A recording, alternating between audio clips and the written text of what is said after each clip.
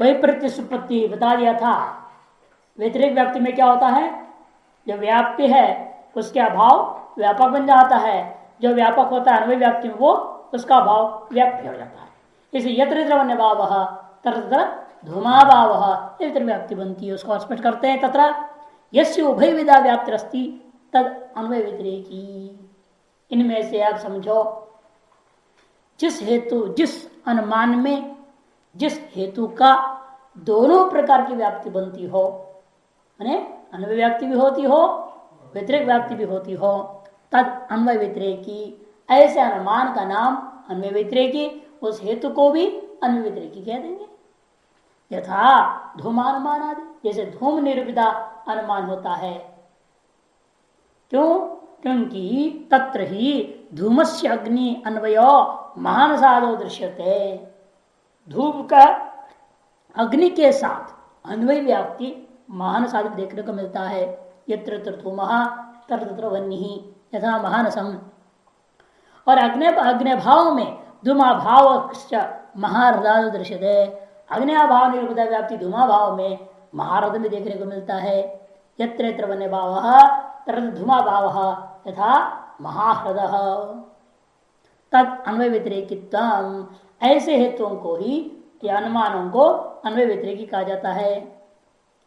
यस्य पुनर्अन्वय व्याप्ति रेव अस्ति तत् केवलान्वयी। और जिस हेतु का अन्वय व्याप्ति मात्र हुआ करता है उस हेतु को केवलान्वयी कहते हैं। यथा ज्ञानम ज्ञानांतर प्रकाश्यम वस्तुत्वात् घटवत इत्यादि। जैसे ज्ञान कैसा है, ज्ञानांतर प्रकाश्य है, व्यवसाय ज्ञान पक्ष बना लेना और साध्य अनव्यवसाय ज्ञान हो जाएगा। व्यवसाय ज्ञान हमेशा अनव्यवसाय ज्ञान के द्वारा प्रकाश्य होता है, वस्तु होने से घट के समान इत्यादि। ये केवल अन्वयी है, क्योंकि वस्तु का वस्तुत्व का भाव कहीं नहीं मिलेगा आपको। यत्र यत्र आप क्या कहोगे, यत्र यत्र ज्ञान प्रकाशित्व भाव तत्र तत्र वस्तुत्व भाव बोलना पड़ेगा।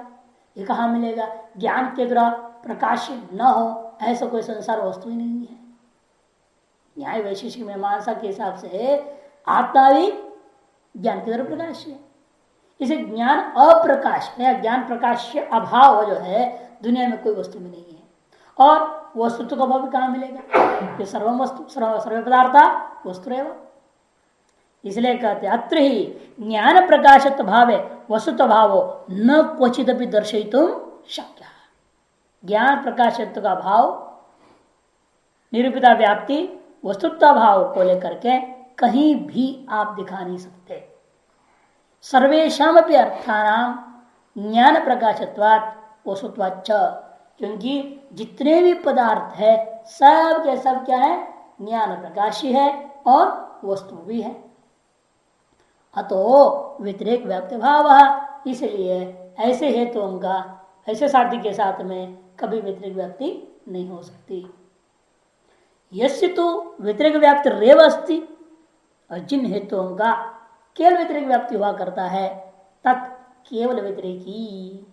यथा सर्वज्ञानम स्वप्रकाशम ज्ञानत्वात्। सकल ज्ञान कैसा है? स्वप्रकाश है ज्ञान होने से।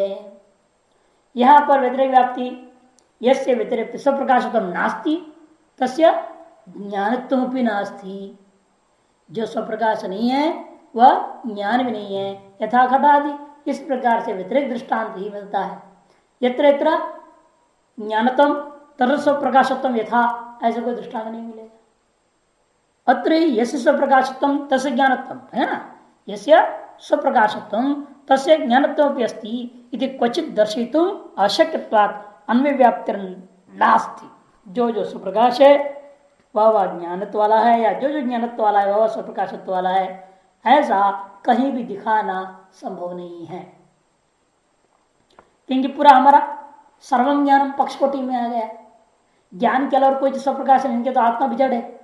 आत्मा भी चेतनता बाद में आती है ना, जब मन का संयोग होकर के ज्ञान रूप गुण उत्पन्न होता है तब आत्मा में चेतनता हो गई, नहीं तो आत्मा जड़ है, अज्ञानात्मक है। इसलिए कहते हैं अन्वय व्याप्ति नास्ति। सच अयम केवल व्यतिरेकी हेतुर अविति हेतुर अविध हेतुरिति उच्यते। ऐसे केवल व्यतिरिक्त हेतुओं का एक और नाम है अवीत हेतु। अवीत, वीत और अवीत, अन्वय को वीत कहेंगे, व्यतिरिक्त को अवीत कहते हैं। ये दोनों संज्ञाएं प्रयोग होता है। तंच कौमारिला प्राय नेच्छन्ति व्यतिरेकिणम तस्ताने चाभिषिंचन्ति पंचमी प्रमितिम पुनः। कहते लेकिन इस व्यतिरेक व्याप्ति और केवल व्यतिरेकी अनुमान को कुमार भट्ट के अनुयायी लोग प्रायः नहीं मानते। कोई कोई समर्थन दिया है लेकिन प्राय नहीं माना जाता है। पंच कौमार प्राय न इच्छन्ति व्यतिरेकिणम, व्यतिरेकिणम अनुमानम न इच्छन्ति। किंतु और करते क्या है फिर, इसके ज्ञान कैसे होगा? व्यतिरेक व्याप्ति का विषय को साध्य का ज्ञान कैसे हो पाएगा? ऐसे साध्यों को सिद्ध कैसे करोगे आप? कहते हो अर्थापत्ति का विषय बना देंगे, वो अर्थापत्ति का विषय होगा। वही करे तत्स्थाने, इस व्यतिरेक व्याप्ति के स्थान में अभिषिंचन्ति पंचमी प्रमितिम पुनः। इसलिए लोग क्या करते हैं, पुनः पांचवी जो प्रमिति कौन है, अर्थापत्ति, उसको अभिषिक्त कर दिया, उसका पट्टाभिषेक कर दिया है। भाई आप रहे अर्थापत्ति, आपका काम रहेगा, आपका विषय रहेगा व्यतिरेक व्याप्ति का विषय। क्वचित प्रसिद्धम अन्यत्र, क्यों ऐसे कर रहे हैं? क्योंकि व्याप्ति जब तक कहीं किसी स्थान में प्रसिद्ध हो तभी उसका साध्य की सिद्धि करने अन्यत्र हो सकता है। जिसकी कहीं सिद्ध ही नहीं है, कोई दृष्टांत आपको नहीं मिल रहा है अन्वय व्याप्ति बनाने, तो फिर ऐसे काम सिद्धि कैसे करेंगे? वही करें क्वचित प्रसिद्धम अन्यत्र साध्यते ही अनुमानतः सब प्रकाशत्व धर्मो ही सिद्धो नान्यत्र कुत्रचित तेन तत्साधने पक्ष ह्य प्रसिद्ध विशेषण एवं चतुष्ट पक्षोयम व्यतिरेकी निवार्यताम। कहते हैं क्योंकि नियम क्या है, अनुमान से हमेशा वही साध्य को सिद्ध किया जाता है जो कहीं न कहीं प्रसिद्ध, क्वचित प्रसिद्ध, जो कहीं न कहीं जो प्रसिद्ध होगा उसी को अन्यत्र साध्यते, अन्यत्र हम सिद्ध कर देते हैं अनुमान से। और ये जो स्वप्रकाशक रूप आपका धर्म है वो कहीं भी प्रसिद्ध नहीं। जैसे वन्नी मानस में प्रसिद्ध था, अतः उसको हम अन्यत्र पर्वत में अनुमान से सिद्ध कर सकते हैं। लेकिन स्वप्रकाशक धर्म आपके पक्ष के अलावा कहीं भी प्रसिद्ध ही नहीं है। पक्ष कौन है? सर्वज्ञानम, उसके अलावा कोई दूसरा वस्तु स्वप्रकाश होता ही नहीं है, और पक्ष तो संदिग्ध मामला है। अतएव पक्ष से भिन्न अन्यत्र कहीं भी प्रसिद्ध न होने से पक्ष में उसकी सिद्धि आप अनुमान से नहीं कर सकते। सब प्रकाश धर्मो ही नान्यत्र कुचित्र सिद्ध अन्यत्र कुत्रचित भी न सिद्ध, अन्यत्र कहीं भी सिद्ध ही नहीं है। तेना, इसलिए तत्साधने उस स्वप्रकाशत्व को सिद्धि करने में पक्षो ही अप्रसिद्ध विशेषण, जो पक्ष है वो अप्रसिद्ध विशेषण दोष वाला हो गया। क्योंकि हमेशा साथी क्या होता है? पक्ष का विशेषण। पर्वत कैसा है? वन्नी वाला है, तो वन्नी क्या है? पक्ष का विशेषण। उसी और यहाँ पर आपने सर्वज्ञानम स्वप्रकाशत्व कर दिया, स्वप्रकाशत्व इसलिए पक्ष का विशेषण है, वही अन्यत्र प्रसिद्ध नहीं है। कहीं भी प्रसिद्ध न होने से उसको अन्यत्र अनुमान से सिद्ध नहीं कर सकते। अतः पक्ष कैसा है? अप्रसिद्ध विशेषण वाला है, ये दोष आ गया। ऐसा दुष्ट पक्ष वाला अनुमान करना उचित नहीं होता। एवं च दुष्ट पक्ष एवं व्यतिरेकी, इसलिए व्यतिरेकी अनुमान हमेशा इस दोष से ग्रस्त रहेगा। अप्रसिद्ध विशेषण वाला, अप्रसिद्ध साध्य वाला पक्ष, यह दोष जो है सकल व्यतिरेकी अनुमानों में रहता है।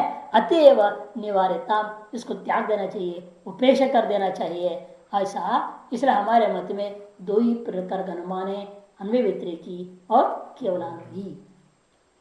अब जो लोग केवल व्यतिरेक का समर्थन करते हैं, तार्किक लोग, न्यायिक लोग वगैरह, वो क्या युक्ति देते हैं, किस आधार पर वो मान रहे हैं कि अनुमान का मूल बीज मंत्र है कि एकत्र प्रसिद्ध हो उसको अन्यत्र सिद्ध किया जाता है, और जो कहीं प्रसिद्ध ही नहीं है उसको अन्यत्र सिद्ध करने की चेष्टा करना केवल व्यतिरेकी है। यह अनुमान के स्वभाव के विरुद्ध है। फिर भी उसको अनुमान को क्यों लेना चाह रहे कुछ लोग, उनका क्या युक्ति है? तो वो युक्ति बता रहे हैं। यच्चानुकूल तर्के सति अप्रसिद्ध विशेषण न दोषिति भाषन्ते तार्किक तद असंगतम। कहते हैं भले वह साध्य कहीं भी प्रसिद्ध न हो, पक्ष में हम सिद्ध करने जा रहे हैं जब तक यदि हमारे पास कोई अनुकूल प्रबल तर्क है, अनुकूल प्रबल तर्क है जिसको आप काट नहीं सकते हैं, तो हम वैसे साध्य को पक्ष में सिद्ध कर देंगे। भले उसकी व्याप्ति अन्यत्र भले क्वचित कहीं भी प्रसिद्ध नहीं है।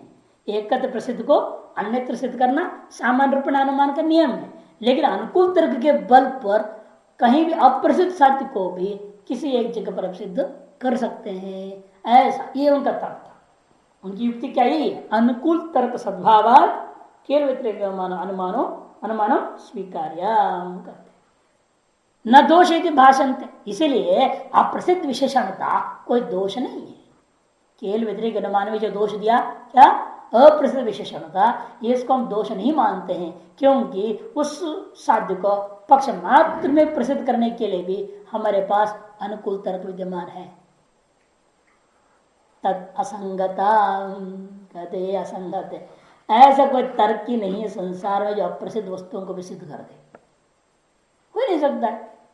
नहीं फिर खपुश भी कर दो अनुकूल तर्क से, ऐसे थोड़ी हो जाएगा। तर्क को ही ना प्रसिद्धार्थम क्वचित साधयितुम क्षमा अतो अप्रसिद्धता दोष तर्के सत्य भी दुस्थिज। तर्क को ही, क्योंकि तर्क का भी अपनी एक सीमा है ना, हर चीज की एक सीमा है कि सारा संसार का प्रत्येक वस्तु सीमित है।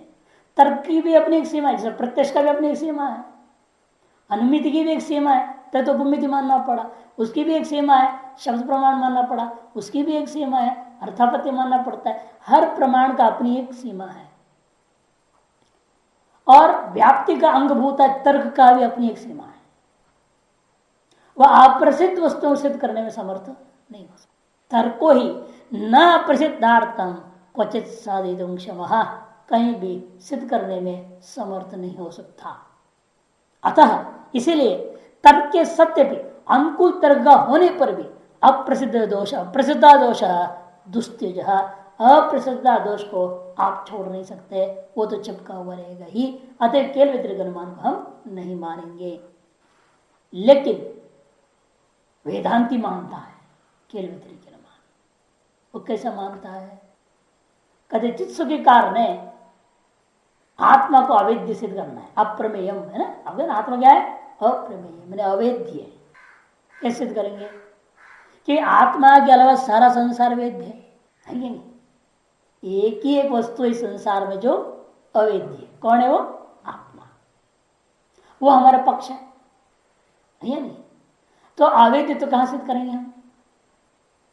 क्वचित प्रसिद्ध को ही अनुमान सिद्ध करोगे ना, लेकिन अवेद्य तो कहीं भी प्रसिद्ध नहीं है।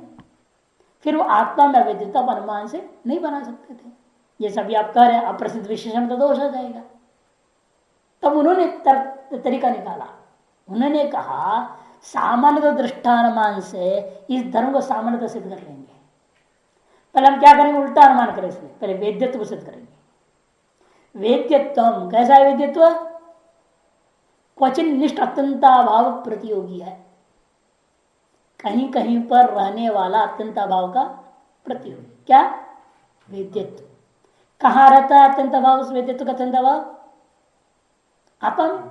क्या आत्मा में वेद्यत्व नहीं है ना, इसे आत्मा फिर क्या रहेगा? वेद्यत्व का अत्यंत भाव रहेगा, उसका प्रतियोग कौन हो जाएगा? वेद्यत्व होगा। इस तरह से वेद्यत्व की प्रसिद्धि के बहाने उसके अत्यंत भाव को हमने प्रसिद्ध कर लिया। कहाँ? आत्मा में। देखो अनुमान कैसे करते हैं वहां। वेद्यत्व क्वचित अत्यंतम नास्ति। क्वचित कोई न कोई अधिकरण में उसका अत्यंताभाव नहीं है। धर्मत्वा यथा घटत्व पटादिश, यथा घटत्व पटादिश। जैसे घटत्व पटादि में रहेगा क्या कभी? तीनों कालों में पट में क्या रहता है? पटत्व। घटत्व तो तीनों कालों में अप्रसिद्ध है, तो अप्रसिद्ध विषय में दोष नहीं दे सकते ना। पट में घटत्व तीनों कालों में प्रसिद्ध नहीं हो सकता, घट में प्रसिद्ध है। उसी प्रकार से वेद्यत्व आत्मा में तीनों कालों में प्रसिद्ध नहीं हो सकता। इन अन्यत्र प्रसिद्ध है संसार में। इस प्रकार से वेद्यत्व का अत्यंत भाव हमने सिद्ध कर लिया कि नहीं कर लिया? वेद्यत्व का अत्यंत भाव का मतलब क्या? अवेद्यत्व को प्रसिद्ध कर लिया। ऐसा अनुमान को कहा जाता है सामान्य तो दृष्टानुमान। इसके द्वारा साध्य की सामान्य प्रसिद्धि कर लेना, फिर उसको पक्ष प्रसिद्ध कर देंगे। आत्मा अवेद्यत्व सती इत्यादि। वेद्यत्व क्वचित अत्यंतम नास्ति धर्मत्वात् यथा घटत्वम टुटादिषु इत्यनेन अनुमानेन वेद्यत्व विरह रूपे स्वयं प्रकाशत्वे सामान्यतः प्रसिद्धे। वेद्यत्व का अभाव रूपी सामान्य स्वप्रकाश, स्वप्रकाश का मतलब क्या? जो स्वयं प्रकाश का मतलब क्या? वेद्य नहीं है। जो वेद्य का वो प्रकाशीय हो जाता है, स्वयं प्रकाश नहीं रह जाता है। जो स्वयं प्रकाश होता है वो वेद्य नहीं होता। इसलिए अवेद्यत्व को हमने सामान्य रूप में प्रसिद्ध कर दिया। वेद्यत्व का विरह रूपे स्वयं प्रकाशत्व सामान्यतः प्रसिद्ध है। सामान्य प्रसिद्ध करने के बाद पुनर्विशेषेण पक्ष साध्य, पुनः उसको विशेष रूपेण पक्ष में सिद्ध कर दिया। आत्मा अवेद्यत्व सती सब संप्रकाशतम न इति, इस प्रकार करने से ना प्रसिद्ध विशेषणतम पक्ष में अप्रसिद्ध विशेषण दोष नहीं रहता है। तदुक्तंच, इस बात को चित्सुकी ने कहा है। चित्सुकी का श्लोक है ये। सामान्य तो अनुमानेन प्रसिद्धे भी विशेषणे कथम कथय पक्षोयम अप्रसिद्ध विशेषण। सामान्य तो अनुमानेन, सामान्य तो दृष्ट अनुमान के द्वारा प्रसिद्धे भी विशेषण है, इस तरह साध्य को हमने कहीं ना कहीं प्रसिद्ध कर लूंगा। तो बताओ अब अयम पक्ष अप्रसिद्ध विशेषण कथम कथय, इसलिए यह पक्ष अप्रसिद्ध विशेषण वाला है, ऐसे तो कैसे हो सकता है बताओ तुम। इति ननु से इति तक चित्सुकी के आधार पर पूर्व पक्ष है। तब कहता है सिद्धांति या मीमांसक अस्तुवतर एवं, ठीक है फिर हम भी मान लेंगे केवल व्यतिरेकी को। इन मुख्य सिद्धांत पर नहीं मानूंगा। अतएव चिदानंद केवल व्यतिरेकिणम नैव साक्षात निराचक्रे नापि साक्षात उपाददे। जिनके आधार पर मान मनोदय बनाया है चिदानंद पंडित कृत नीति तत्व आविर्भाव, उस पुस्तक के आधार पर बनाया है। अब इसलिए अपने आधारभूत ग्रंथ को प्रमाण रूप में कर रहा है। इसलिए उन्होंने क्या किया, चिदानंद पंडित ने अपने ग्रंथ नीति तत्व आविर्भाव में साक्षात उसका खंडन भी नहीं किया केवल व्यतिरेका, और साक्षात उसका प्रतिपादन भी नहीं किया, तटस्थ हुए। क्यों देख रहे वेदांति मान रहा है और अपने कुमार भट्ट के पूर्वाचार्य लोग जो हैं उन्होंने मान नहीं रहे हैं, तो क्या करें, इसलिए मौन हो गया। झगड़े मत पड़ो इस बात में, क्योंकि एक बड़े भाई हैं और सहोदर है। वेदांति तो बड़े भाई जैसा है और बाकी कुमार भट्ट के चेले सब सहोदर लोग हैं हमारे। अब दोनों के बीच में कैसे बोलो, इसका विरुद्ध में बोलूंगा तो फिर वो गड़बड़ होगा, उसके विरुद्ध में बोलूंगा तो ये गड़बड़ हो जाएंगे, इसे दोनों को बोला नहीं, मुक्त तटस्थ हो गया। लेकिन वेदांत अनुसार लगता है केवल व्यतिरेक अनुमान माना जा सकता है। उसके साध्य को सामान्य दृष्टि अनुमान के द्वारा पर प्रसिद्ध कर लेंगे, उसके बाद उसको पक्ष में सिद्ध करेंगे। नीचे दे रहे हैं देखो, गंगेशोपाध्याय न्याय के महान टीकाकार है, उन्होंने भी कहा है अभिधेयत्वम कुतोपि व्यावृत्तम धर्मत्वात् गोत्वत्, उन्होंने ऐसे बना दिया। अभिधेयत्व क्या है, कहीं न कहीं वह नहीं रहता है। क्यों? धर्म होने से गोत्व के समान। गोत्व भी कहाँ है? घोड़े में नहीं है, गौ मात्र में रहता है, घोड़ा में, घोड़ा आदि में नहीं रहता है। तो सर अभिधेयत्व को भी हम सामने से प्रसिद्ध कैसे कर लेंगे? कहीं ना कहीं वो नहीं है ऐसा मान लो। अभिधेयत्व क्वचित नास्ति व्यावृत्तम, ये ना इंगेशोपाध्याय का अनुमान। अभिधेयत्व कुतोपि व्यावृत्तम धर्मत्वात् गोत्वात्, उसे बना दिया। अभिधेयत्व को वेद्यत्व को बात एक ही चीज है, जो अभिधेय होगा वो वेद्य भी होगा। वेद्यत्व किंचन निष्ठत्यंता वो प्रतियोगी, वेद्यत्व कैसा है? किंचन निष्ठत्यंता वो प्रतियोगी है। धर्मत्वात् शौक्लिवत, इस सामान्य दृष्टि अनुमान के द्वारा करते हैं। तत्व प्रदीपिका मान चित्सुकी का नाम है तत्व प्रदीपिका, उसका जो है 21वां कार्य का है ये। अस्तुवात, इसलिए उन लोगों के द्वारा माना हुआ है तो ऐसे होने से चिदानंद जो पंडित है उन केवल व्यतिरेकी के बारे में नहीं वह साक्षात निराचक्र, साक्षात निराकरण भी नहीं करते हैं, ना भी साक्षात उपादय, साक्षात ग्रहण भी नहीं कर रहे हैं। तस्मात् सामन्यत सिद्धि हीनाश्चेद व्यतिरेकिन सर्वथा वारणीया इत्येतत्तावत्यवस्थितम्। इसलिए हम क्या कर रहे हैं, अब नारायण पंडित बोल रहा है, तो हम क्या करें, व्यवस्था कुछ करना पड़ेगा ना। वो तो मौन हो गए गुरु जी चिदानंद पंडित। कहते हम ये करते हैं जिसमें जिस व्यक्ति के अनुमान के साध्य सामन्य दृष्ट अनुमान से भी प्रसिद्ध नहीं हो सकता, जिस व्यक्ति के अनुमान का साध्य सामान्य दृष्ट अनुमान से भी सिद्ध नहीं हो सकता, ऐसे व्यक्ति के अनुमान को त्याग देना, ये कुमार भट्ट का भावना है। और किनको ग्रहण करना, जिनके व्यतिरिक अनुमानों का साध्य सामान्य दृष्ट अनुमान से सिद्ध है, उन व्यतिरिक अनुमानों को स्वीकार करना चाहिए। अनुसार अनुकूल हो जाता है। इस तरह से दोनों बातों को इसने बना दिया, दोनों को स्वीकार कर लिया। इसे तस्मात इसलिए क्या नियम बनाऊंगा, सामान्य सिद्धि हीना, माने सामतो दृष्टानुमान के द्वारा जिनकी साध्य की सिद्धि हो नहीं सकती, ऐसे व्यतिरेकिन सर्वथा वारणीया, ऐसे केवल व्यतिरियों को सब प्रकार से त्याग देना चाहिए, उपेक्षा कर देनी चाहिए। एतत्तावत् व्यवस्था, यह व्यवस्था माननी पड़ेगी। और यह स्वप्रकाशत्व सामान्य तो अनुमा वस्तुत्वाधि धर्म से नात्यंतम नास्तिता क्वचित। लेकिन आप जो अनुमान इन्होंने किया था सर्वं ज्ञानम स्वप्रकाशम वस्तुत्वा, ये क्यों का दृष्टांत दिया था यहाँ पर, ये दृष्टांत बिल्कुल ठीक नहीं है, क्योंकि इसके साध्य को आप कहीं भी सामान्य दृष्टानुमान के माध्यम से भी प्रसिद्ध नहीं कर सकते। क्यों, स्वयं बता रहा है, यह स्वप्रकाशत्व, यहाँ इस अनुमान में जो केवल व्यतिरिक्त दृष्टांत दिया सर्वं ज्ञानम स्वप्रकाश वस्तुत्वात्, इस अनुमान में स्वप्रकाशत्व, स्वप्रकाशत्व साध्य की सिद्धि में नास्त सामान्य अनुमान, सामान्य तो दृष्ट अनुमान हम नहीं बना पाएंगे। क्यों नहीं बना सकोगे, कि वस्तुत्वादि धर्म से नास्तित्व, क्योंकि वस्तुत्वादि जो धर्म है उसको कहीं भी अत्यंत नास्तित्व नहीं है, कि कहीं ना कहीं अत्यंत नास्तिक दिखाना पड़ेगा। कहीं ना कहीं सामान्य दृष्टानुमान का नियम क्या है, जिस वस्तु को आप सिद्ध करना चाह रहे हो उसके अभाव को कहीं ना कहीं सिद्ध करना पड़ता है, और वो वस्तुत्व के अभाव कहीं भी सिद्ध हो ही नहीं सकती है। इसलिए इस अनुमान को हम केवल व्यतिरेक अनुमान नहीं मानेंगे। अत्र अन्वय व्यतिरेक हेतु पंच रूपाणी, आप कहते हैं जो अन्वय व्यतिरेक हेतु होता है वह 5 रूपों से उत्पन्न होता है। तर्क संग्रह में आया था न्याय बोधनी में, वो दे रहे हैं, पदकृत्य में भी था।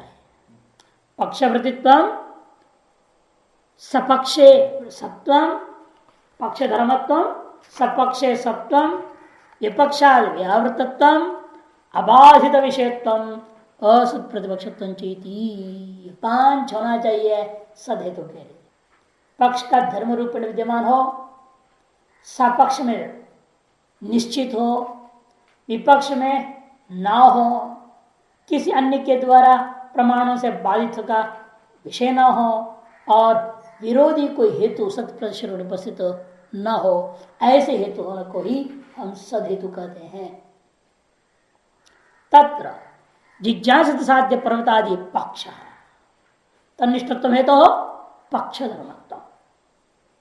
पक्ष इसको कहते हैं जिज्ञासित साध्य, जहां पर साध्य को सिद्ध करने की इच्छा है, ससादेशा है, अथवा जहां पर साध्य को निश्चय करने की इच्छा है। जिज्ञासित माने ज्ञातो इच्छित, निश्चय न ज्ञातो इच्छित, ऐसा जो पर्वत आदि है उनको पक्ष कहा जाता है। उसमें रह जाना, हेतु का रहना, उसका नाम है पक्ष धर्मत्व।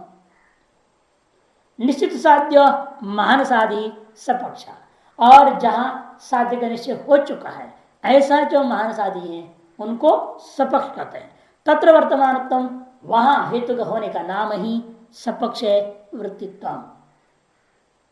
और निश्चित साध्य भाव महाहृदादि विपक्ष, निश्चित है साध्य भाव जिस अधिकरण में, उन अधिकरणों को विपक्ष कहा जाता है। वे कौन है? जैसे महाहृदादि, वहां पर अवर्तमानत्व एवं विपक्षाद्यावृत्ति, वहां हेतु का न होना, धूम का न होने का नाम विपक्षाद्यावृत्ति है।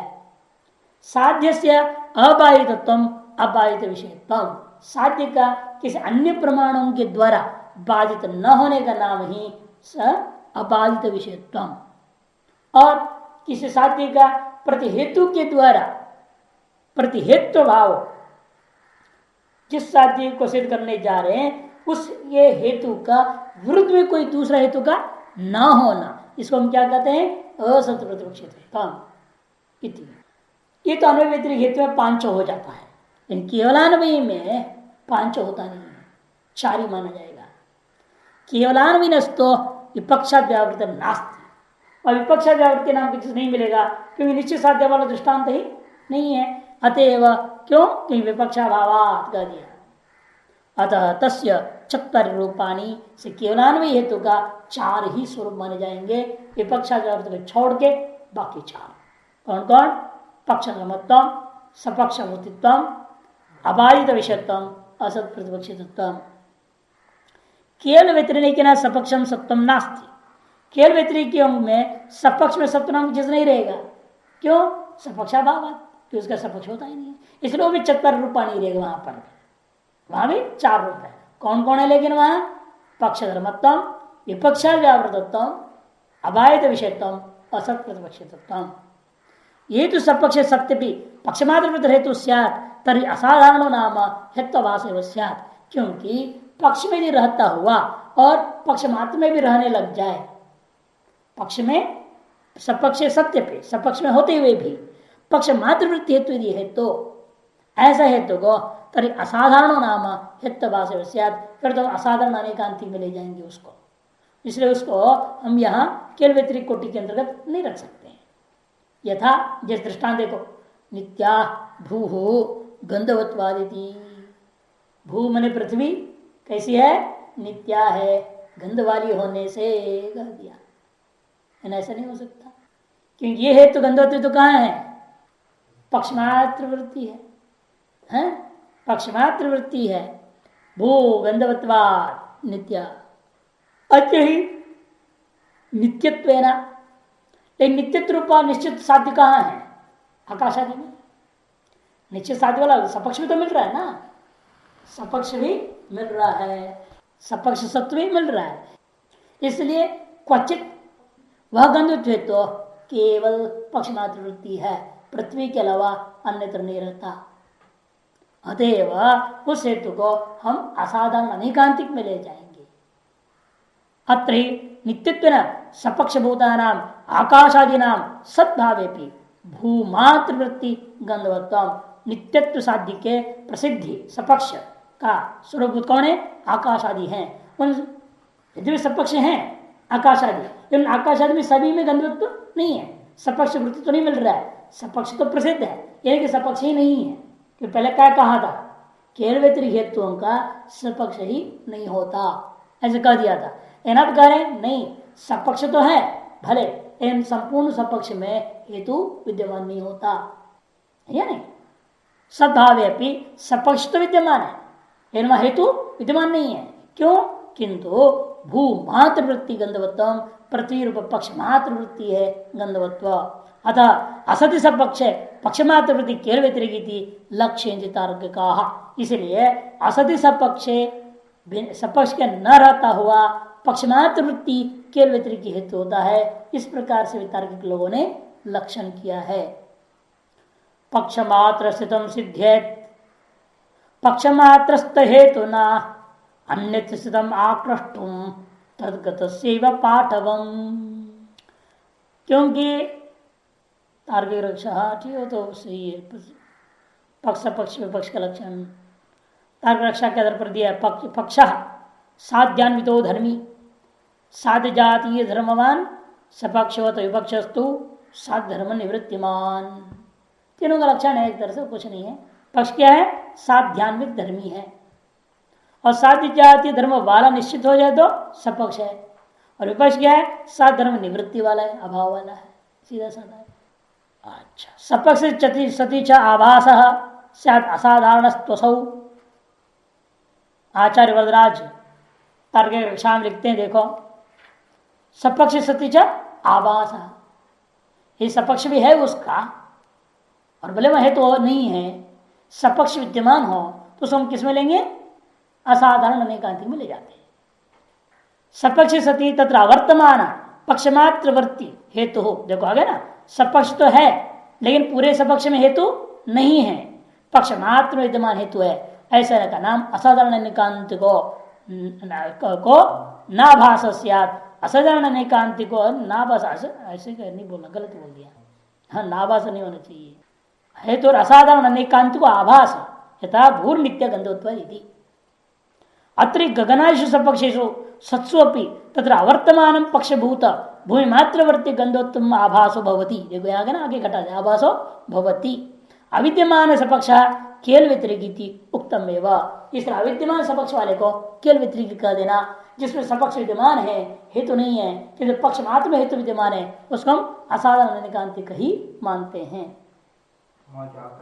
ना आकार बना दो ना, नहीं पक्षमात्रस्तम सिद्धेत पक्षमात्रस्त हेतु न अन्यत्रस्तमाकृष्टुम तद्गतस्यैव पाठवम्।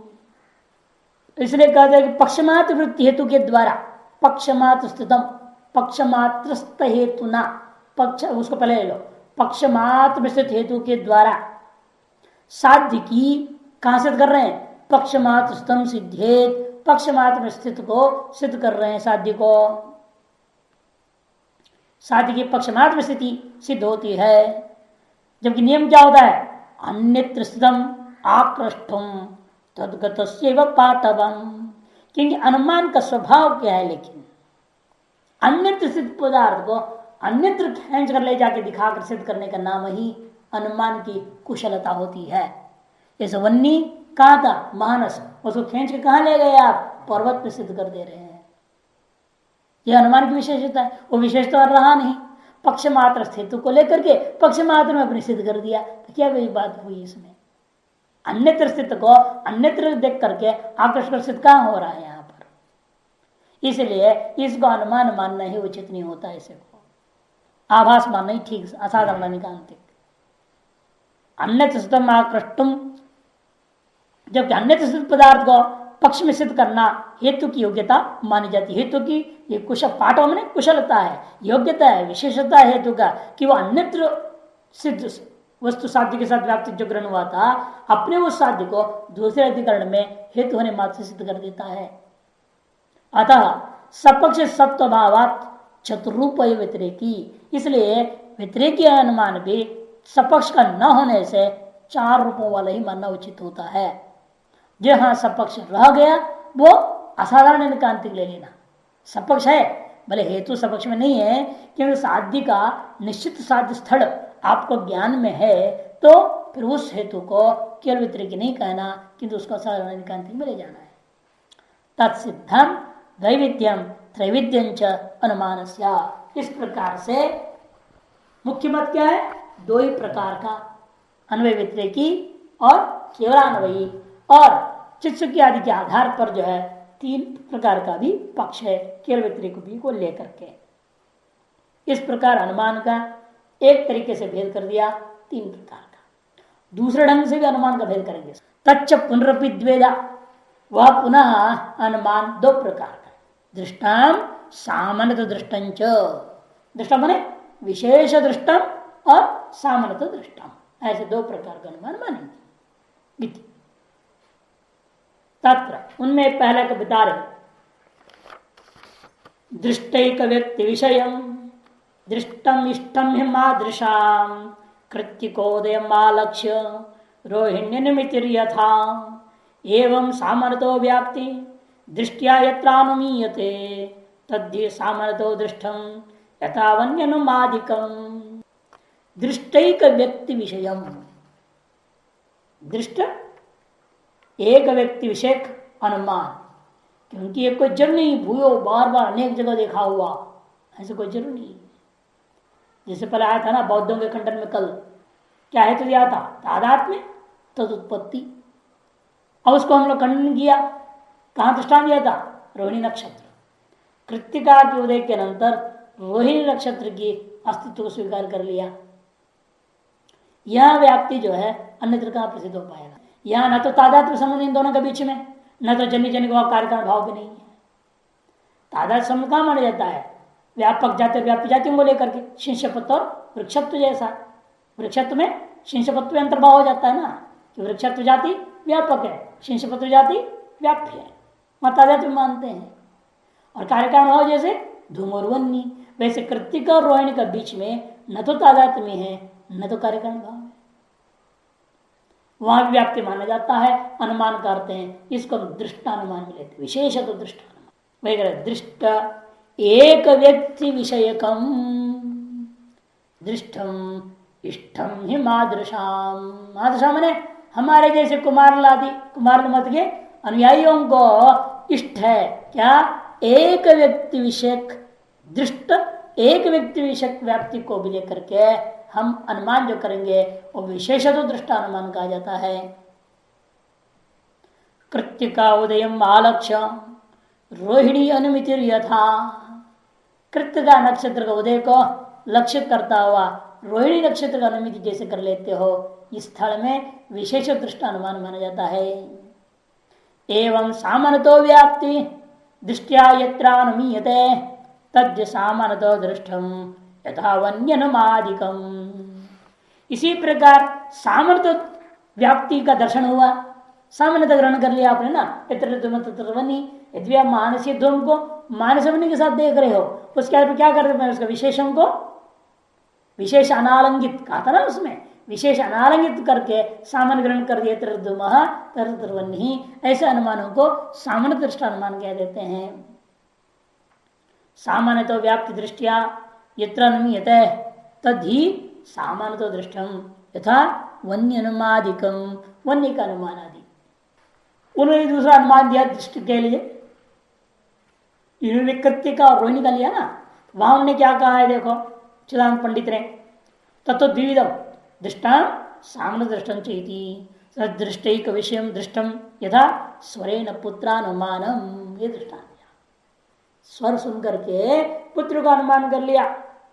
वेद पाठ हो रहा था, पिताजी जा रहे थे बाहर से, उनने वो सुनकर कहा मेरा बेटा भी वेद पाठ कर रहा है, और बेटे के स्वर का अनुमान अन्यत्र का व्याप्ति ग्रहण करोगे, उसका स्वर उसी में होता है ना, दूसरे से तो हो नहीं सकता। स्वरानुमान के विषय में एक ही व्यक्ति विषय दृष्टि है, वो अन्यत्र तो स्वर हो ही नहीं सकता। ये सरस्वती का कमाल है, एक के स्वर के जैसे दूसरे के स्वर बनाती नहीं, वो सबका बिल डिफरेंट डिफरेंट बना देती। जितना भी नकल करो थोड़ा बहुत लगता है उसके जैसे, लेकिन वो वही हो ही नहीं सकता, कभी नहीं होता है। इसलिए कहते कि देखो कि ये जो दृष्टांत उन्होंने दिया स्वरेण पुत्रानुमानम, अर्थात हेतु विशेष से साध्य विशेष की सिद्धि जिस अनुमान में की जाती है वो क्या कहा जाएगा? दृष्टानुमान या विशेषत्व दृष्टानुमान, ये कह देंगे। जैसे पुत्र का स्वर का विशेष हेतु है जो कि अन्य पुरुष में नहीं होता या अन्यत्र कहीं भी उपलब्ध नहीं होता। इस कृत्तिका का उदय ये विशेष हेतु है जिसके द्वारा आप रोहिणी का उदय का अनुमान कर लेते हैं। तार्किक आदेस्तु, लेकिन तार्किक न्यायिकादियों ने दृष्ट और संदृष्ट का लक्षण अलग अलग कर दिया, अलग ढंग से कर दिया, हमारे जैसे नहीं कर रहे हैं। वो क्या लक्षण करते हैं? प्रत्यक्ष योग्यार्थ विषयम अग्न्यादि अनुमानम दृष्टम, उल्टा कर दिया। हम लोग क्या कर रहे हैं? साम्य दृष्टि में अग्न्यादि अनुमान ले लिया, उनने अग्न्यादि अनुमान को विशेषत्व दृष्टि में ले लिया। क्यों? जो प्रत्यक्ष के योग्य है वो विशेषत्व दृष्ट है, और जो प्रत्यक्ष योग्य नहीं है वो सामान्य दृष्ट ऐसा ले लिया। प्रत्यक्ष योग्यार्थ विषयम अग्न्यादि अनुमानम दृष्टम और अतीन्द्रियार्थ विषय चक्षुरादि अनुमानम, अतीन्द्रिय विषय जो अनुमान हुआ करते हैं जैसे चक्षु का अनुमान है वो जो है साम्य दृष्ट विद्या हो, ऐसा वो लोग कहते हैं। तथा युक्तम, लेकिन वो ठीक नहीं उनका कहना। नीचे दिया है उसको भी, शावर भाष्यकार ने नैयायिकों का मत को दिखाया, वहां लिखा तत्व द्विविधम प्रत्यक्ष तो दृष्ट संबंधम, सामान्य तो दृष्ट संबंधम च। प्रत्यक्ष दृष्ट संबंध में था धूमाकृति दर्शनार्थ अग्नियाकृति विज्ञानम, सामान्य दृष्ट संबंध में था देवदत्त से गति पूर्विकाम देशांत प्राप्ति उपलब्ध आदित्य गति स्मरणम। ऐसे उन्होंने बता दिया, लेकिन ये ठीक नहीं है। क्यों? क्योंकि अतीन्द्रिय अर्थानाम अनुमातुम अशक्यतया, वास्तव में अतीन्द्रिय पदार्थों का अनुमान से हम जान ही नहीं सकते, क्योंकि उसका व्याप्ति कहाँ ग्रहण करोगे? पहले जिसकी व्याप्ति कहीं ग्रहण नहीं हो पा रहा हो, ऐसे अतीन्द्रिय वस्तुओं का अनुमान कैसे कर दें? चक्षुरादि नाम अपनी अर्थापत्य साध्य मानत्वाद, इस हम मीमांसक लोग क्या करते हैं, चक्षुरादि इंद्रियों को अर्थापत्ति प्रमाण के द्वारा सिद्ध करेंगे, अर्थापत्ति के आधार पर। तथा ही व्याप्त्येक शरणं तावद् अनुमानमिति स्थितम् तद व्याप्ति दर्शितान् मार्गात् चलितुं क्षमते कुतः। ततश्च व्याप्ति विज्ञाने यादृशं वस्तु विद्यते तादृगेवानुमातव्यं यथोष्णो भास्वरो अनलः। क्योंकि अनुमान में मूल आधार जड़ अनुमान का क्या है? व्याप्ति। जिसकी व्याप्ति नहीं हो सकती है तो उसका अनुमान भी आप नहीं कर सकते, और ऐसे विषयों को अन्य प्रमाणों से ग्रहण करना पड़ेगा, अनुमान से ग्रहण नहीं कर सकते। अन्य प्रमाण कौन है? कहीं अर्थापत्ति की अनुपलब्धि है, कहीं शब्द प्रमाण है, कहीं प्रत्यक्ष प्रमाण, अन्य प्रमाणों से ग्रहण करना पड़ेगा। और अतीन्द्रिय विषयों के लिए अर्थापत्ति प्रमाण है, शब्द प्रमाण है, इनसे हो जाएगा। व्याप्ति एक शरणम, एक शरण में एक ही आश्रय, मुख्य आश्रय अनुमान का कौन है? व्याप्ति।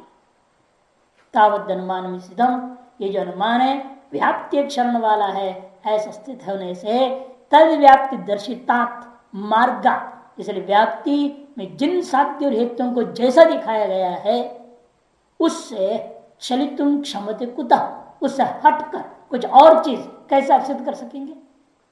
व्याप्ति में जो साध्य और हेतु का जो स्वरूप है वही स्वरूप को लेकर आप अन्यत्र साध्य सिद्ध कर सकते हैं, उससे हट करके आप कुछ भी करने में समर्थ नहीं हो सकते।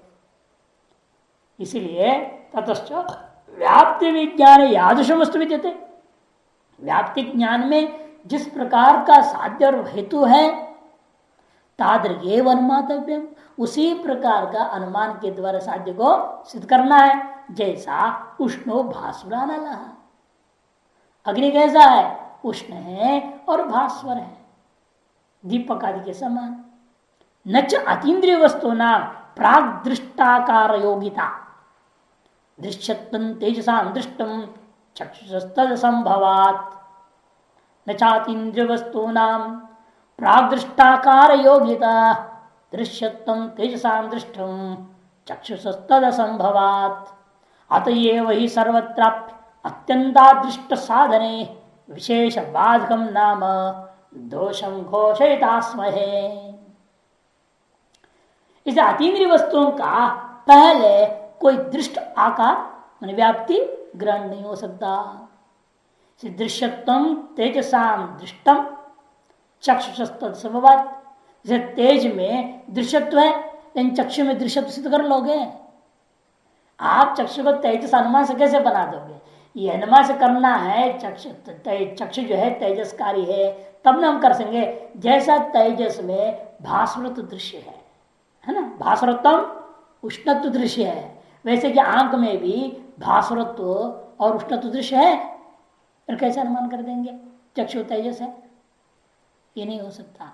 ये तो अर्थापत्ति प्रमाण के ही द्वारा कल्पना करना पड़ेगा। फिर रूप का व्यंजकत्व ना, तेज दीपक की सहायता से हम रूप को देख रहे हैं, प्रकाश प्रभा की सहायता से, उसी प्रकार हम चक्षु की सहायता से रूप को देख रहे हैं। इसका मतलब चक्षु भी दीप के समान तेजस होना चाहिए, कल्पना करना पड़ेगा। यह अर्थापत्ति प्रमाण का मामला है, अनुमान से नहीं होगा। इसलिए कहते हैं कि प्राग दृष्टाकार योगिता न किन में? अतीन्द्रिय वस्तुओं में। दृश्यत्वम तेजसा दृष्टम चक्षु संभवात्, कि तेज में क्या है? दृश्यत्व दृष्ट है, इन चक्षु में दृश्यत्व है क्या? नहीं है। अतएव ही सर्वत्रापि अत्यंत अदृष्ट साधने, इसे सर्वत्र माने सकल अनुमानों में आप कहीं अत्यंत अदृष्ट वस्तु को सिद्ध करने के प्रयास करते हैं, वहां पर सबसे बड़ा दोष हम घोषणा कर रहे हैं। सुन लो, विशेष बाधकम नाम का एक दोष की हम घोषणा कर दे रहे हैं। ऐसा अनुमान करो क्या होगा? वहां विशेष बाधक दोष है। चक्षु को आप तेज सिद्ध करने के लिए अनुमान प्रयोग करोगे तो विशेष बाधक दोष दे दूंगा। तस्मात् रूपादि संदर्शन अन्यथानुपत्तित चक्षुराद्या प्रसाद्यन्ते न तेषु अनुमितिर्मता। इसे रूपादि का दर्शन ज्ञान की अन्यथानुपत्ति के आधार पर चक्षुरादि इंद्रियों को हम सिद्ध कर देते हैं। तेषु इसे उन चक्षुरादि की सिद्धि में अनुमितिर न मता, अनुमिति हमारे मत में स्वीकार नहीं है। तच्च अनुमानम, फिर दोबारा दो भाग कर रहे हैं। वह अनुमान जो पहले 3 प्रकार का कहा गया, फिर विशेष दृष्टांत दो प्रकार का आ गया। वह अनुमान पर 2 प्रकार का है। स्वार्थ परार्थ भेदेना द्विविधम हो। वह अनुमान स्वार्थानुमान और परार्थानुमान भेद से 2 प्रकार का है, ऐसे समझो। यत्र स्वयं धूमादिकम दृष्ट्वा व्याप्त्यादि निरूपणेन अनुमीयते तत् स्वार्थ। स्वयं धूमादि को पहले मानस आदि में देख लिया, फिर पर्वत समीप में जाने के बाद व्याप्त्यादि के निरूपण के माध्यम से स्वयं ही पर्वत में वन्य का अनुमान कर लिया, उसका नाम स्वार्थानुमान है। यदा पुनः स एवार्थ परवाक्येन बोध्यते तदा परार्थमित्याहो तयोरेतावती भिदा। यदा पुनः स एवार्थ, जब जिस वस्तु को आपने पहले अपने से मानस माध्यम में ग्रहण कर लिए थे, उस वस्तु को परवाक्येन बोध्यते, एक श्रेष्ठ वाक्य के द्वारा, उसको एक ही वाक्य मानते ना, 5 को मिला करके एक वाक्य माना जाता है, उसको महावाक्य मानते लोग। वेदांति का महावाक्य जैसा नहीं है, इनके अपना महावाक्य पंचावय वाक्य। इन पंचावय वाक्यों को ही नए लोग महावाक्य बोलते हैं इनके मत में। तो उस महावाक्य के द्वारा, परवाक्य में महावाक्य न बोध्यत है, तदा तब परार्थ मिथ्या हो तो उसको परार्थानुमान कहते हैं। तयोर एतावती विदा, उन दोनों के बीच में बस इतनी ही भेद समझो। क्या भेद है? एक ज्ञान प्रत्यक्ष ज्ञानिष्ठ है और दूसरा शब्दनिष्ठ है। स्वार्थानुमान क्या है? आप स्वयं साक्षात्कार करते जा रहे हैं। परार्थानुमान आप स्वयं साक्षात्कार नहीं कर रहे, दूसरों शब्द से जान रहे हैं केवल। ये विशेष अंतर दोनों में समझना है। स्वस्मात् इदम इति स्वार्थम, स्वस्मात् इदम इति स्वार्थम, सब परस्मात् मने मावाक्यात् इदम इति परार्थम, अथवा परस्मै इदम इति परार्थम। परस्मै परपुरुषाय इदम इति परार्थम। हमेशा विग्रह वाक्य में क्या होता है? इदम का प्रयोग अर्थ शब्द के साथ जो समास करेंगे तो क्या नियम है? अर्थेन नित्य समासो विशेष लिंगता चेति वाच्यम वार्तिक है। वहां से क्या बनाया था आपने? द्विजार्थः सूपः, द्विजार्था यवागु, द्विजार्थम पयः। या ना व्याकरण में लघु में दृष्टांत, लघु याद नहीं रहता है। वहां पर एक द्विजाय अयम पुलिंग, द्विजाय इदम नपुंसकलिंग, द्विजाय इयम स्त्रीलिंग कर दिया। अब अयम इयम इदम के जब क्या प्रयोग करते हैं? अर्थ शब्द, द्विज ज्ञ अर्थ सु, इदम नहीं रखेंगे। विग्रह वाक्य में अर्थ शब्द नहीं बोलना, लेकिन समास वाक्य में अर्थ शब्द रखना। इसको कहते हैं क्या है? अस्वार्थ। स्वार्थ है ना, इसमें स्व शब्द नहीं है ना कोई भी। अविग्रह वाक्य हुआ, अश्वपद विग्रह वाक्य हुआ, इसको अश्वपद विग्रह वाक्य कहते हैं। जो समस्त पद में क्या आता? 2 पद है, द्विज और अर्थ, लेकिन दोनों के दोनों विग्रह वाक्य में न होना, उसको क्या कहते हैं? अश्वपद विग्रह वाक्य। ऐसे समासों को नित्य समास कहा। अथवा जिस समास का विग्रह वाक्य होता ही नहीं है उसको भी नित्य समास कहते हैं। अश्वपद विग्रह हो, अविग्रह हो, व नित्य समास नियम है। यहां पर अश्वपद विग्रह कर रहे हैं हम, इस तरह यहां पर भी स्वस्मात् इदम इति स्वार्थम, परस्मै इदम इति परार्थम। या परशब्द का अर्थ महावाक्य, परस्मात् महावाक्यात् इदम इति परार्थम। येन स्वयं प्रतिपद्यते तस्वार्थम, येन परम प्रतिपादयति तत्परार्थम, ऐसा भी लोगों ने कहा है। यदा पुनः स एवार्थ परवाक्य न बोध्यते तदा परार्थ मिथ्या हो तयोरेतावती भिदा। और वो जो महावाक्य है परार्थानुमान, स्वार्थानुमान सब जानते, इसको तो बोलने की जरूरत नहीं है, विचार नहीं कर रहे हैं यहाँ पर, सीधा सीधा आपने सब जान लिया, उसने संक्षेप में बोल के छोड़ देंगे। लेकिन परार्थ अनुमान क्या है? 5 मानते कुछ लोग, कुछ लोग 2 मानते हैं, लेकिन हम न 5 मानने वाले हैं न 2 मानने वाले हैं, हम बीच में 3 मानने वाले हैं, ऐसा बोल रहे हैं। नीचे श्लोक दिया, तच्च पंचतयम केचित् द्वयम मन्ये वयम त्रयम उदाहरण पर्यंतम यदोदाहरणाधिकम। पंचतयम केचित्, न्यायिक लोग 5 मानते हैं, वैशेषिक लोग 2 मानते हैं, लेकिन उदाहरण पर्यंत अथवा उदाहरण आदित्रय को हम मानते हैं 3। उदाहरण पर्यंत माने प्रतिज्ञा हेतु उदाहरण, अथवा उदाहरण आदि का मतलब उदाहरण उपनय निगमन। तत्र परार्थानुमान वाक्यम पंचावयवमिति तार्किकाः।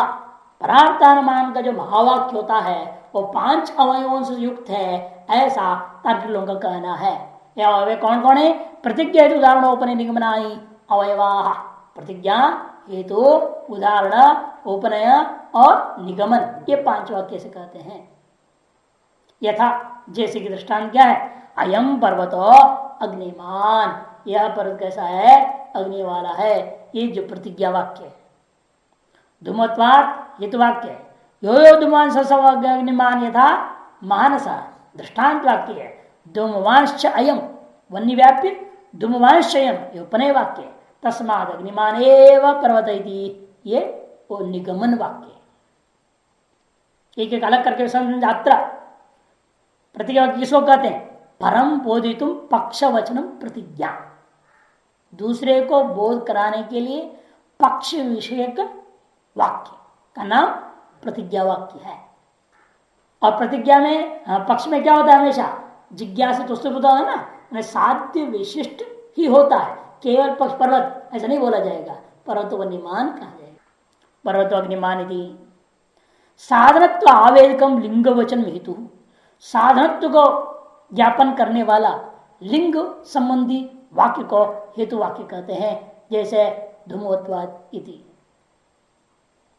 व्याप्ति प्रदर्शन पुरस्सरम दृष्टांत विधानम उदाहरण वाक्यम, व्याप्ति को दिखाते हुए दृष्टांत का कथन करने वाला वाक्य का नाम उदाहरण वाक्य है। जैसे यो यो धूमवान स स अग्निमान यथा मानस इति। सिद्ध व्याप्ति कस्य पक्ष उपनयनम, उपनय सिद्ध व्याप्ति वाले को, अन्यत्र सिद्ध है व्याप्ति मानस में, उस व्याप्ति को पक्ष में स्थापित करने के लिए जो आप उसको खींच के लिया रहे, उपनयन किया, उसको यहां पर भी लाए, इसलिए उसका नाम उपनय वाक्य हो गया। धूमवांश्चयम अर्थात वन्य व्यापी धूमवांश्चयम। और सहेतुकम पक्ष से पुनर्वचनम निगनम, इसलिए सहेतु के सहित पक्ष का जो पुनर्कथन करने का नाम ही निगमन वाक्य होता है। यहाँ हेतु में धूम नहीं बोलने का, तस्मात ये बोलने का नाम सहेतुक, इसीलिए पर्वतो वन्यमान, इसको निगमन वाक्य कहते हैं। इति अत्र ब्रूम, इस विषय में हमारा कहना है नहीं 5 की जरूरत नहीं है, 3 से काम चल जाएगा। और 2 से चलेगा कहने वालों को क्या जवाब देंगे? वो भी देंगे 2 से नहीं चलेगा, 5 ज्यादा हो गया, 2 कम हो रहा है, 3 ठीक है, ये इनका कहना है। 5 ज्यादा है, 2 कम है, 3 ठीक है। क्यों 5 को ज्यादा क्यों बोल रहे हो आप? क्योंकि प्रतिज्ञा और निगमन में कोई अंतर है क्या? प्रतिज्ञा और निगमन में कोई अंतर नहीं, पुनरुक्ति दोष है। और हेतु वाक्य क्या है? धूमवत्वात्, धूमवत्व किसमें? पक्ष में दिखाना चाह रहे हैं आप, धूमवत्वात्। और वही यहां पर भी बोल रहे हैं धूमवांश्चयम, धूमवांश्चयम, अपने में भी धूमवान ही बोल रहे हो। धूमवान का मतलब क्या? धूमवत्व का कथन हो रहा है। तो हेतु वाक्य और उपनय वाक्य पुनरुक्ति है, और प्रतिज्ञा वाक्य निगमन वाक्य पुनरुक्ति होने से 2 फालतू हो गया। यहां तो वो 2 करो, ये 2 करो को बात करना, पुनरुक्ति क्यों करने का? इसे 3 करना ठीक है। प्रतिज्ञया निगमनम हेतु न उपनयस्तथा गतार्थ कह कुर्यात् पंचावयव घोषणम। आगे ना, प्रतिज्ञा के द्वारा निगमन चरितार्थ हो गया और हेतु के द्वारा उपनय चरितार्थ हो गया तथा गतार्थ, गतार्थ मैंने चरितार्थ हो गया, इसे उसको पुनर्कथन करने की जरूरत नहीं है। इति इसलिए कह कुर्यात पंचावय घोषणा, कौन बुद्धिमान आदमी पंचवय की उद्घोषणा करेगा? अर्थ नहीं करेगा। हमारे जैसे जो बुद्धिमान है वो 3 ही बोलेगा, 5 या 2 नहीं बोलेगा, ऐसा कहते हैं मान में देकर। मैं अर्थात हम मैंने कौन यहाँ भाटकर, केवल मान में से मतलब नहीं है, पूरे कुमार भट्ट की परंपरा वाले। तस्मात् ब्रूम पौनरुक्ति असहावयम उदाहरण पर्यंतम यदोदाहरणाधिकम। इसलिए 3 ही अवयव हम मानते हैं। क्यों? पौंड पुनरुक्ति दोष को न सहन करने वाले, असहा वयम, न सहन करने वाले हम लोग जो है पुनरुक्ति दोष को नहीं मानना चाहते, करना नहीं चाहते हैं, इसे हम 3 ही मानते हैं। उदाहरण पर्यंत रख लो या उदाहरण आदि 3 रख लो। लेकिन सौगता सौगता मैंने बहुत, वो तो 2 ही मानते हैं। लेकिन एक और बात यह समझना है, कुछ लोग 10 भी मानते हैं, 10 वाक्य मानते हैं। उधर नीचे दिखाया है न्याय भाष्यकार, न्याय का वात्स्यायन भाष्य है, उसमें लिखा है जिज्ञासा संशय शक्य प्राप्ति प्रयोजन संशय विदास, इन 5 को अधिक मान लिया। प्रतिज्ञा तो 5 तो ही है, उन 5 के अलावा ये 5 10 मानते हैं। अब वो व्यवस्था कैसे होगा? इनको कहाँ घुसाओगे? उनके बीच में घुसाओगे कि पहले रखोगे कि बाद में रखोगे? कहाँ रखोगे इन 5 को? ये जो व्यवस्था विचार हुआ तब युक्ति दीपिकाकार ने व्यवस्था दिया है। देखिए, तस्य पुनरवयवा जिज्ञासा संशय प्रयोजन शक्य प्राप्ति संशय विदास व्याख्यांगम, इसको कहा रखना है, उनके बीच में नहीं घुसाना, ये व्याख्या के अंग है ये। और वो जो 5 प्रतिज्ञा दृष्टांत उपसंहार निगमनानी पर प्रतिपादनांग, वो पर प्रतिपादन का अंग है।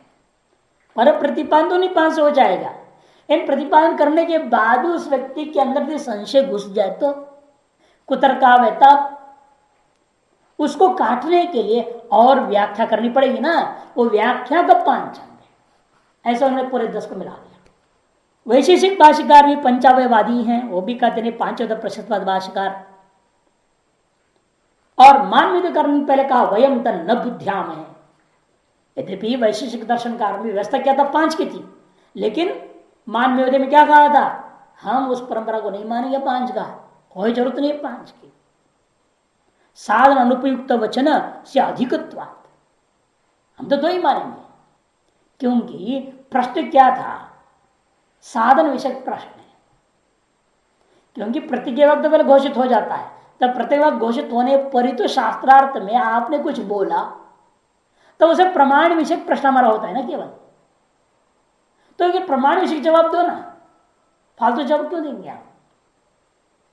आपने कहा प्रतिज्ञा वन्यमान पर्वतो वन्यमान, फिर हमने प्रतिज्ञा करने पर आपकी उस पर हमने आशा करते कथम, तो आपको क्या जवाब देना चाहिए? धूमवत्वाद, इतना बोलना चाहिए। फिर हम कहेंगे कथम धूमवत्वाद वन्यमत्व, तब आप कहेंगे नहीं यो यो धूमवान सहसा वन्यमान है, तब इतना कहने से ज्ञान हो गया निश्चय। क्या जरूरत है 5 बोलने की या कुछ अधिक बोलने की? 2 वाक्य बोलो तो काम हो सकता है। क्योंकि प्रतिज्ञा तो शास्त्रार्थ के अंतर्गत हो गए, पहले हो चुका है, उसको अनुमान के कोटि में लाने की जरूरत नहीं है। परार्थ अनुमान कोटि में उसको रखने की जरूरत नहीं है। प्रतिज्ञा को और निगम दोनों हट गया अपने आप। उपनय की बात वो भी जरूरत नहीं है, कि पूछने वाला शास्त्रार्थ के लिए जो बैठा बुद्धू नहीं है। बुद्धू है क्या जो शास्त्रार्थ में बैठा हुआ है? इतना तो बुद्धि उसके पास है। आपने जैसा हेतु बोला और उदाहरण वाक्य बोला, व्याप्ति विशिष्ट उदाहरण वाक्य को बोल दिया, उतने से अपना उपनय बना लेगा वो।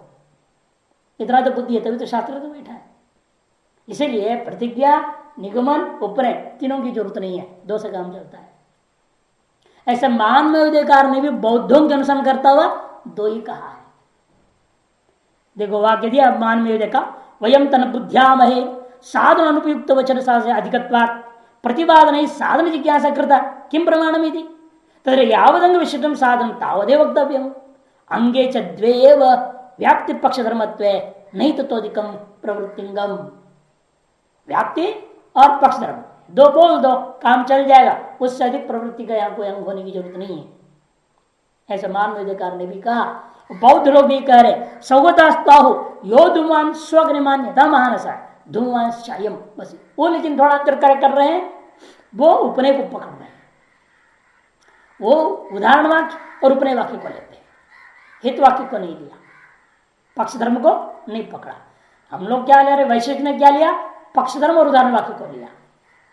प्रतिज्ञा, पक्ष धर्म, उदाहरण, उपनय, निगमन 5 होते हैं। उनमें से प्रतिज्ञा निगमन को सभी ने छोड़ा है, लेकिन बौद्धों ने क्या किया, उपनय और उदाहरण को पकड़ लिया। वैशेषिक ने मानवेदकार ने हेतु अर्थात पक्ष धर्म और उदाहरण वाक्य को ले लिया। इतना अंतर है, ये भी दो मान रहे, भी दो मान रहे हैं, लेकिन दो मानने में किस दो को मान रहे उसे फर्क कर दिए। दूसरे तीसरे को उन्होंने माना और वो तीसरे चौथे को मान लिया बौद्ध। इत्येतावद उक्तो तस्माद अग्निमानिति अर्थात सिद्धि, अर्थतः ही सिद्ध हो जाएगा तस्माद अग्नि। अतः उदाहरणोपनयौ द्वैव अवयौ इति, उदाहरण और उपनय दो ही अवयव है ऐसा बौद्ध का कहना है। और वैशेषिक मानवेदकार का उदाहरण और हेतुवचन पक्ष धर्म ये दो ही ऐसा मानते हैं। तदपि साध्यांश अध्याहार दोष प्रसंगात अपास्तम, ये समस्या क्या है उनका कि प्रतिज्ञा वाक्य के बिना, क्योंकि प्रतिज्ञा वाक्य में क्या हो रहा है वहां समस्या, कहते प्रतिज्ञा या निगमन रखना ही पड़ेगा उसको, उसके बिना काम चलेगा नहीं, कि वो हमारे साध्य का निश्चय कराता है। और आपको क्या करना पड़ा, साध्य का अध्याहार करनी पड़ेगी। जो प्रतिज्ञा अथवा निगमन वाक्य को नहीं मानते हैं उनमें दोष क्या है, साध्य अध्याहार दोष। पर्वत तो अग्निमान कहां से लाया आपने, अग्निमान कहां से लाए, क्योंकि आपने जो वाक्य प्रयोग किया, इतना प्रयोग किया ना मानवकार के अनुसार, धूमवान धूमत्वात और यो धूमान सस्वनिमान यथा मानसम, पर्वत कहां से आ गया, अग्निमत्व कहां से आ जाएगा। उनको तो पक्ष और साध्य दोनों ही अध्यार करनी पड़ेगी मानवेदकार को, इनको थोड़ा कम करना पड़ेगा। क्यों, इनके उपनय वाक्य ने मान लिया, उपनय में पर्वत तो आ ही जाता है ना, वन्य व्याप धुआंशयम, धुआंशयम जब बोल दिया तो पर्वत आ गया, पर्वत तो मिल गया, लेकिन पर्वत में अग्निमत्व का अब अध्यार करना पड़ेगा। श्रुत व्याप्ति उदाहरण वाक्य और उपनय वाक्य के आधार पर पर्वत में अग्निमत्व का अध्याहार करनी पड़ेगी। ये अधिक एक करना जो कार्य करना पड़ रहा है, साध्य अध्याहार दोष है ये। इसलिए हम इस दो से बचने क्या हमने कर दिया, 3 को मान लिया, झंझट खत्म। प्रतिज्ञा हेतु उदाहरण, तो उदाहरण और उपनय निगमन, उसमें क्या हमें साध्य का अध्याहार कहीं करना नहीं पड़ता है, ये उनका कहना है। तदपि साध्यांश अध्याहार दोष प्रसंगात अपास्तम, उनके बौद्धों का और मानवेदकार का मत को हम साध्य अध्याहार दोष देकर के अपास खंडन कर देते हैं। तदेवं पौनरुक्त्येन तथा ध्यान दोषतः तर्क बौद्ध मते हित्वा वयं त्रिवैवे स्थिताः।